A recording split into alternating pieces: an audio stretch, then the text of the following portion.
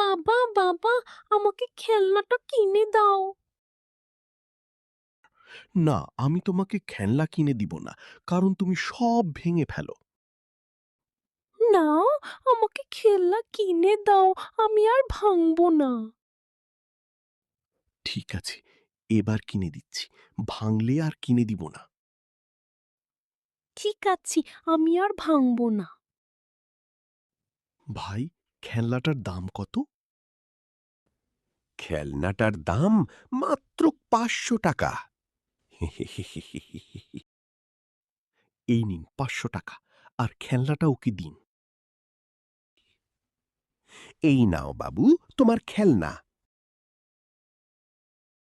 ইয়ে ইয়ে, আমার খেলনা অনেক সুন্দর।